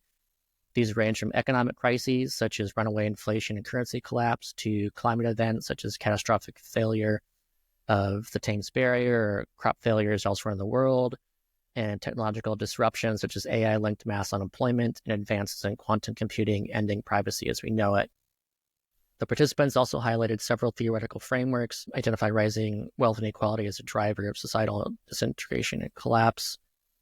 For example, scientist Peter Turchin collates historical evidence to argue that growing poverty, combined with wealth inequality and elite overproduction where too many people compete for too few jobs or positions in society, tends to result in societal collapse in the absence of determined actions to avert it. So, I mean, I just feel we're going to be seeing more and more of this. And I think it's accurate to say that what we're looking at right now is massive inequality that's gotten too big. richest man in the world just bought himself, the president of the United States bought himself a massive influence in the government. He gets to help decide where government money is spent He and bought who himself a doesn't get government money. president. Yeah, like talk about an investment. And he's also already, trying to influence UK politics. He's trying to influence German politics. The richest man in the world, potentially the first trillionaire, is like trying to basically, concentrate wealth further. And, Marc Andreessen, same kind of thing. He didn't say that that'd be the result, but we all know that that's what's going to happen if we don't do basic income and just let AI do its thing, is that inequality will be even larger. There's a breaking point, like it's not that we go from where we are now and inequality grows and grows and grows and they get more and more and more. And we've got like 10 trillionaires and a bunch of poor people. There's going to be a breaking point along the way where, people can only go so far. Right. And I think we're around that point. And what's the mechanism of the break? Is it a total rupture? Is it like a plastic deformation? Is it like, I was an engineer, so I think like a dork, but basically like, is it recoverable? Is it a shift? Is it a remolding? Or is it just like a disintegration, And people tend to like wave their hands about whatever they think it's going to be, but I don't think we can guess. All we can do is try to be prepared. Yeah. There's been more talk, and I've seen like more mentions of guillotines, like the return of guillotines and stuff on social media. And, I think it's also like related to Luigi. And I think that's kind of the direction that we're headed. Like this is something that Nick Hanauer warned about. He used pitchforks, the pitchforks are coming for the billionaires and plutocrats. I just see like kind of more of this sentiment where, violence is okay because, things have gotten so bad and, government clearly isn't working for people. It has resulted in Trump getting elected where, they're hoping that he's going to help them. He was speaking in a populist way. But then what happens, like when the reality sets in and he cuts like all these safety nets and people end up much worse off and they voted for him, they trusted him. Where does all that anger go? It's not like they're going to all suddenly become progressives. Maybe some of them will be more willing, or stop fighting maybe each other. Maybe we should start marketing Comingle as like a more efficient pitchfork, like a better blood-free guillotine. It's come use the bloodless app. Violent revolution without all the violence. Yeah. Do we start fighting together, or do we start fighting each other more? I guess that's one way we go. That's the question: is which way do we go? Do we join together and do the, sort of Bernieist 99% rhetoric, like, and the 1% becomes the alien spaceships and Independence Day, or do we fight for scraps until we're all sort of dead? Yeah, I've been thinking recently about Occupy Wall Street, and to me it just feels like kind of like yesterday. I know it was a while back now. A lot of people they were just kids or something during this. They don't remember it. But I remember just being so excited to see that start to happen. Like I was glued to like live streams about this, and that was very new. I remember I even watched like Tim Pool was someone that I watched at the time where, no one knew who he was. And he was just like a dude with like, a network, like a Wi-Fi on his back. And he was able to do like live streaming of Occupy Wall Street and just get in there and show people what was going on. And I was just fascinated by all of it. It just felt like there was so much hope that like, this is the conversation. Like, this is the correct conversation to be having. This is the 99% need to unify and unite against the 1% who have, inequality has gotten too big and this was, right at the financial crisis. They benefited. Other people were screwed by like the decisions that they made. And I'm just hoping that that's how we can get to that point again. That wasn't violent. It would be nice if that's how the kind of, resistance started framing things, but I don't have high hopes. Like there's such a very clear enemy right now, like that it's not. I mean, maybe it is. It's just that now the 1% are like 3 people. I mean, that's one of my hopes for Comingle too. Is I always try to push towards, like I wrote that article, class reunion, to play on like rather than class revolution, it's like inviting the wealthy to come back down to earth and participate. And that's one potential future use of Comingle, is like if we're running initiatives or whatever, some billionaire could pay down their giving pledge and give $100 billion that we give to the people of the United States, and it has all this impact. Then there's this social pressure. It's like, this is the answer.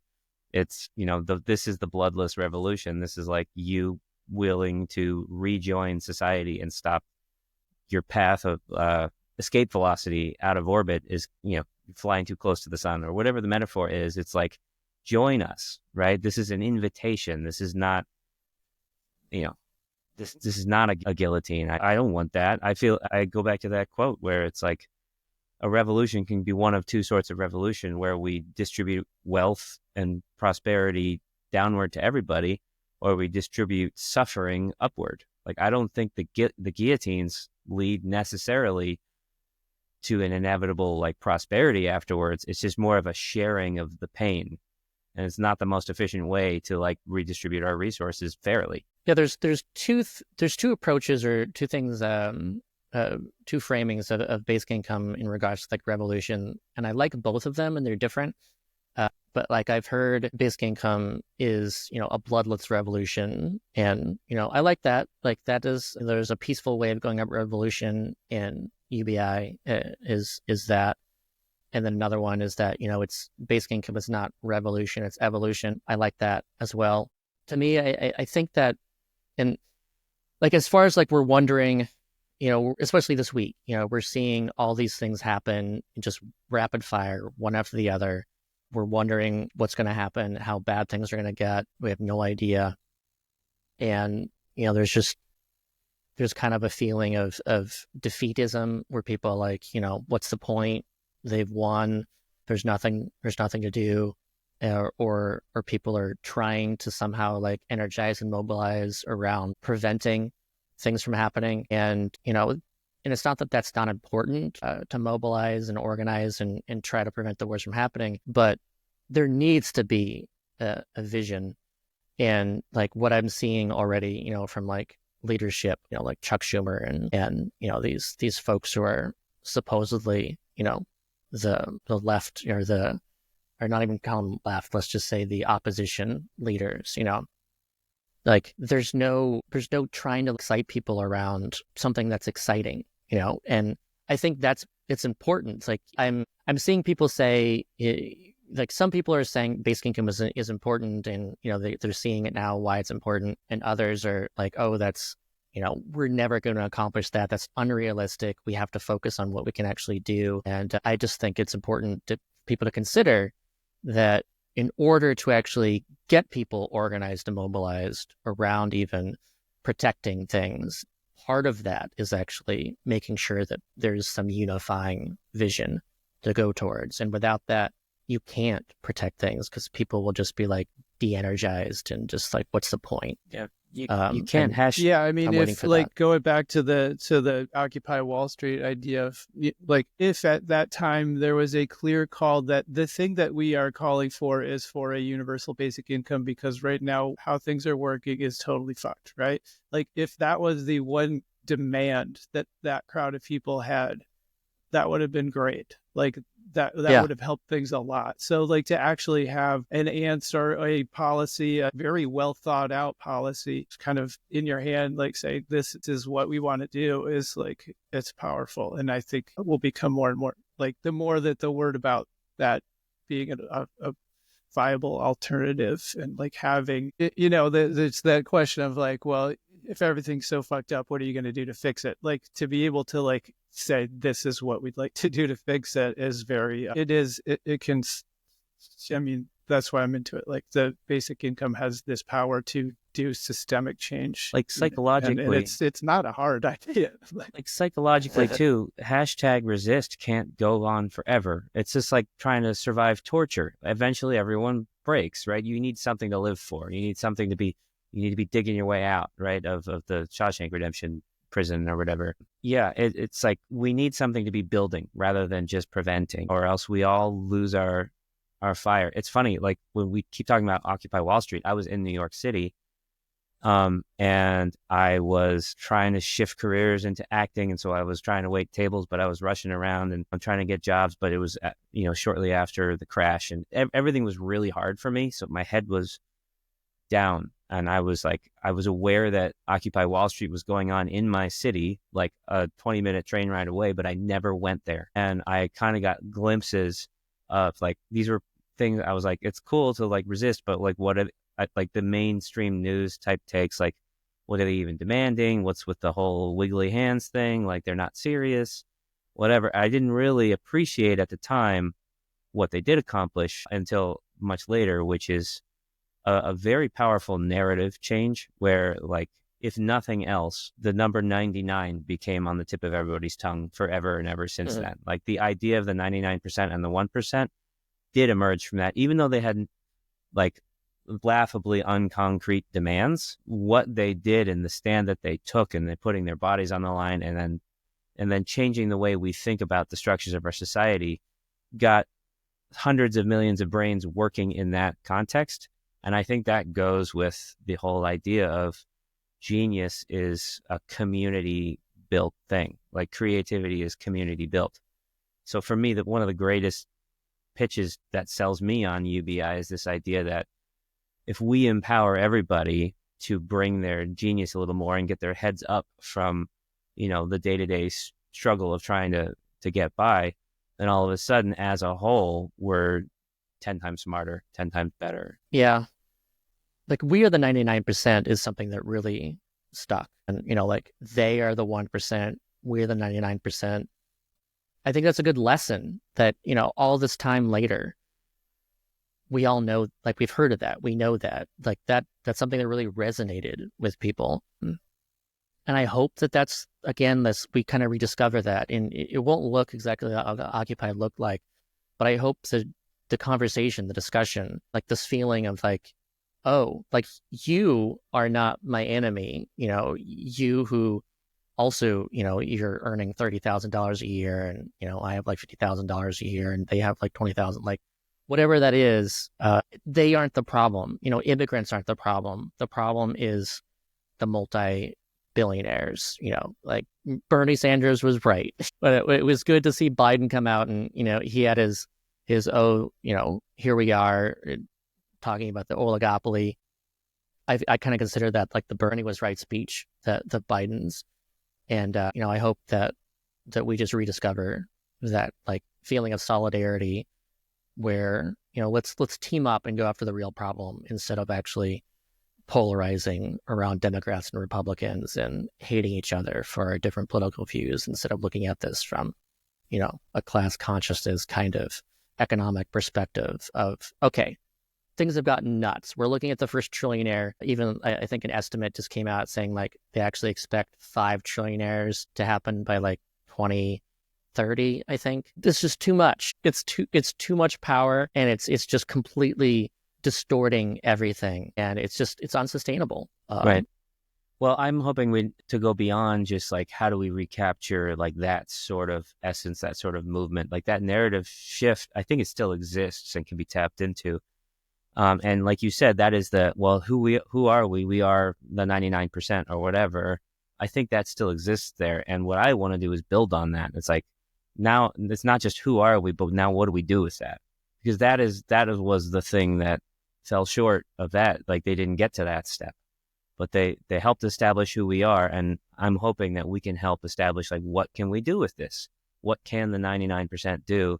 And even what can the 100% do if we invite the 1% to join us? Yeah, let's end on that. Voting was not the way to fix this. Voting wasn't the way to make our voices Don't get heard, me started. Yeah, okay. That's a good place to stop. Well, voting certainly resulted in big changes, so yeah, right. That's like, that's possible. Yeah, ask for it. And I mean, I hope too that that's something that people come away with is, I think it becomes that much harder if you're looking at everything that's happening, and the Democrats, they're going to win at some point again.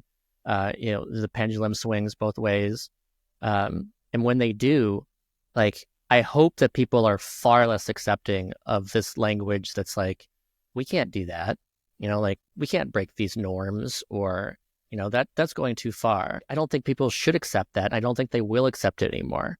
They'll be like, no, we just saw what happened. And clearly you guys can do this stuff if you really want to. So don't give me that bullshit anymore about you not being able to accomplish these big, important things. You can. Yeah. I think I want to... You can also accomplish the crappy things. I think I want to throw in one shout out to the comments section. Josh, you said a couple of nice things to a couple of people, but I'm watching it in the chat, but I'm watching it on the YouTube and it doesn't actually get there. You actually have to drop it into the YouTube chat. So Robert Douglas was talking about how he's struggling and feeling disappointed. And I want him to know that you have written back to him, hang in there, Robert. Things are crazy, but the great things are often born in crazy times.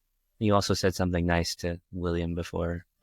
It doesn't get through, so they're just falling So on we deaf just ears. see it in our chat. Sometimes I take it and I copy and put it in the YouTube chat, but you have to open up the YouTube window and type it there for the people in that chat to see it. Yeah. So we love you, Robert, and all of you guys. Yeah, definitely hang Mick, in there. Mike, It does kind of, I see William. what you're reading there. Like the situation does kind of make you want to turn radical and be like, we need to revolt. And I think there are ways of doing that that don't involve weapons.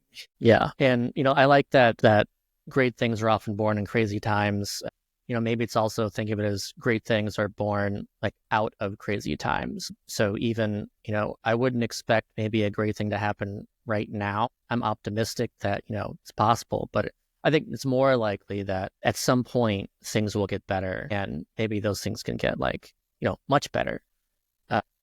And I hope that that's, the future that we're looking at, where we're actually able to look at the scorched earth that happens and say, let's actually do some good things like basic income and universal healthcare and, handling the climate and actually doing everything we need to do. Regardless, it's the only thing my psychology can take. I have to be building something. Otherwise, I understand #resist. I can't do it anymore. I can't just try to hold back whatever I don't like. We have to build something or I don't have a way to engage. So, yeah. And I can't stand the defeatist attitude either. When I see social media and people saying that, there's no point in that, well, not with that attitude. You got to look at this as saying, yes, we can actually change things. If you don't have that attitude, nothing will change. So, as hard as it is, I just hope, people, you got to stay believing that good changes are possible and just doing what you can and helping other people do what they can. And we'll get there. But whatever you do, don't give up. Just don't sit on your hands and say, what's the point? There is a point. It requires effort and you gotta stay positive and you gotta actually make that happen. All right. Well, let's end on this somewhat more upbeat of a note. Stay strong, stay hopeful, don't give up. And we'll get there. If you're watching this, the edited version will release sometime in the next couple of weeks. Thank you, and please like and subscribe, leave a comment. We try to do these on Wednesdays or every other Wednesday at 12 p.m. Eastern. So if you want to catch the live stream, be looking out for that to start then. And we'll see you next time, and hopefully not too many horrible things happen over the next 2 weeks. Good luck, everybody. I hope you aren't impacted too heavily by everything that's going on, even though I know many of you are, and a lot of things are up in the air. But just try to stay optimistic, and that's all I can say. Don't give up. Thanks, Scott. We won't give up. All right. All right. See you, everybody.